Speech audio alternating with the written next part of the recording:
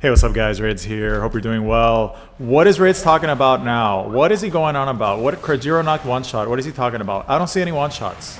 What is he talking about? Croajiro one-shot, what is this? Oh, what's going on here? Oh, it's 3 Necromus and 3 Paladius getting smoked by Croajiro Noct Party Pal.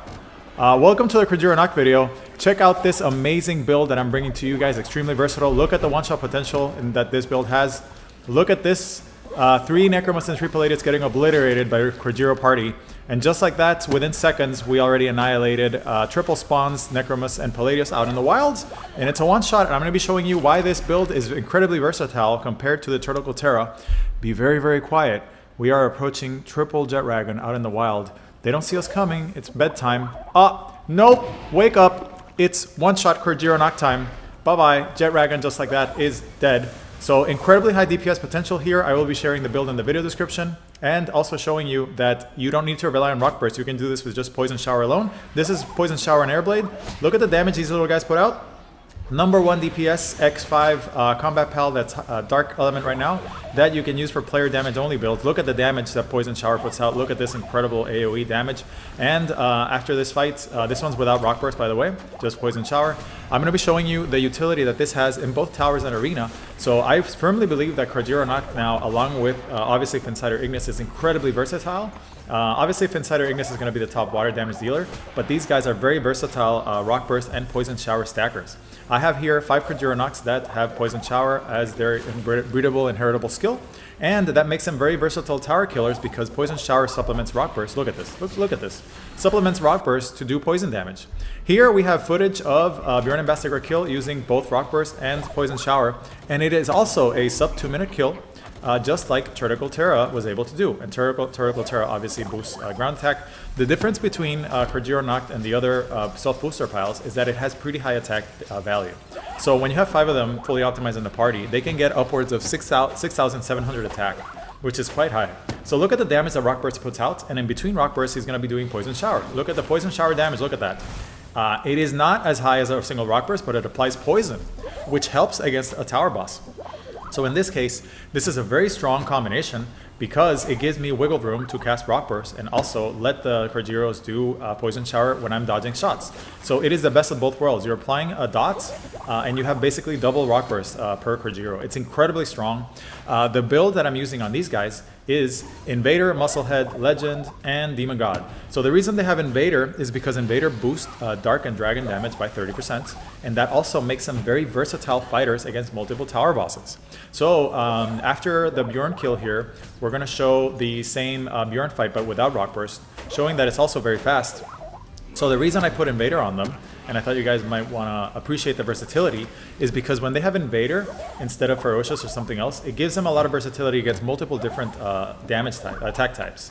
So Invader gives them the ability to spam Beam Slicer for a lot of damage, since their attack value is very high. And after the Bjorn fights, we're going to be showing off how versatile they are against Selene. So I melted Selene in under 2 minutes with 5 of these guys. Selene is a very high DPS target and vulnerable to dragon damage. So here, look at the dots and the Poison Shower damage combined. I mean, it's just a lot. It's just very versatile, especially for tower bosses that are not vulnerable to Holy Burst. This is a very strong answer to them. Look at the damage. I mean, look at this. This is an under 2-minute kill, just like Tides of Terraria. Extremely versatile, even more so, I would say. Easier to use because they have higher attack. They're more versatile. They boost Dark, so they boost their own Poison Shower, and the Poison Shower dot is incredibly helpful. So here we have a second Bjorn kill using a slightly different build. I was using Siren of the Void, but I ended up swapping Siren of the Void to Musclehead. So the build again is going to be Musclehead, Invader, Legend, Demon God. That I have the best result with that one. So here I'm putting the Croajiro Noct. This is no Rockburst, by the way. This is just Poison Shower. So I'm letting them use Poison Shower here with Airblade as a secondary skill.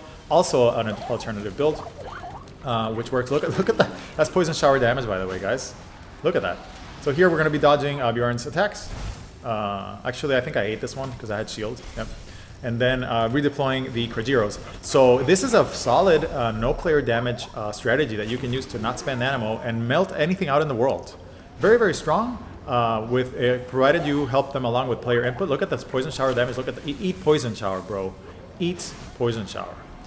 So the non-Rockburst strategy against Bjorn is a little slower.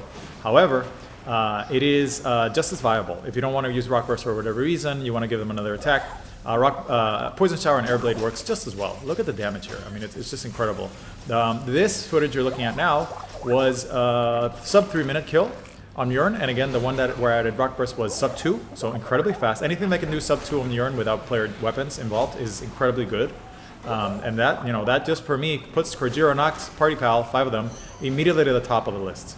Obviously not as much direct damage as Fincider, but actually results to being a faster kill than Fincider's, because Rockburst and Poison Shower are actually a stronger combination than Fincider's exclusive.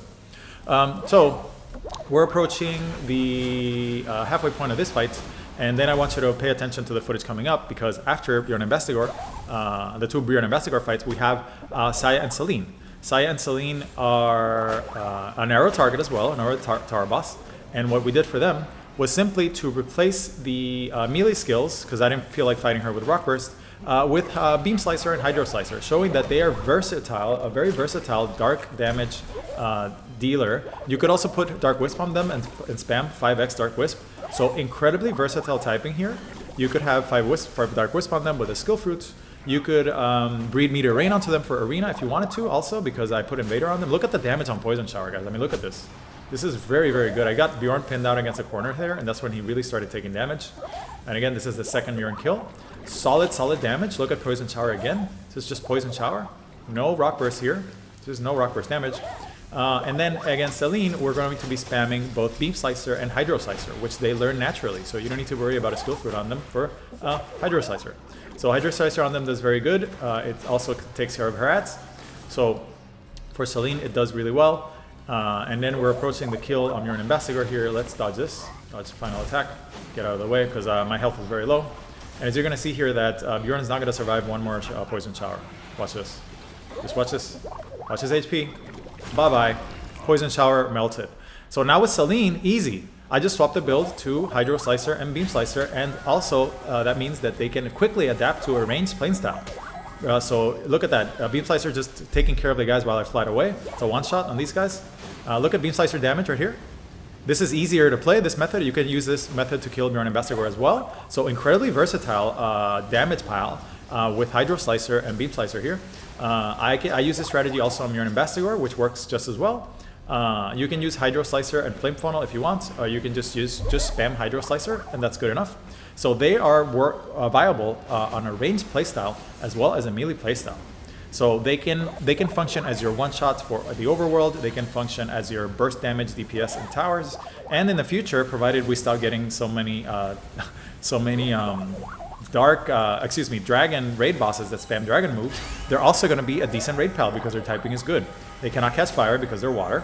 They are dark type, so they benefit from Dark Wisp, and they boost Hydro Slicer, which is an incredibly strong move. So I put Invader on them, like I said. Look at the damage here, just melty the ads, not a problem.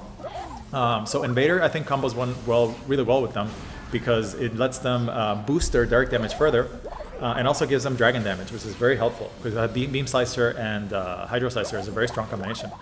So just as I was explaining the benefits of having Beam Slicer on them, this Celine is pretty much dead. And again, these are all hard mode tower bosses on default settings as always. Now, the build is really easy to swap to Arena. I didn't do it in this video, but what you're going to do is go to the surgery table and swap their Musclehead to Serenity, which is a small investment in gold. And just like that, you have yourself an Arena team. And we're going to be showing it off here as well. Arena, Croajiro Noct, just 3 of them. They don't need Meteor Rain. I use the same Croajiro Nocts in the video for Arena, 3 of them. Work just as fine.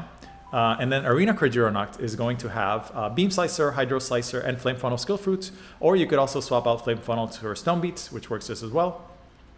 Moving on to Arena here, same team, same group, 3 of them.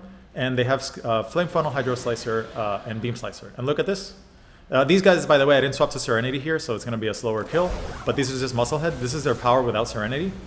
So look at their opener already with the Hydro Slicer and the Beam Slicer. Very competent team. Can do anything in the arena, no problem. So you have yourself a tower killer here. An extremely strong overworld pal for any encounter that you need to. Just nuke everything in a one-shot. And it also doubles as an arena team. And like I said, in the future, will also be a good raid pal. So pretty strong typing here when fully trusted. Extremely strong typing, extremely strong attack value. And most important of all, small hitbox. small hitbox, and get in those wedges to spam Rockburst and Poison Shower. So hope you guys enjoyed the video. Thank you very much for watching. Very excited to bring this one to you guys. Leave me comments, leave me feedback. I will see you guys on the next one.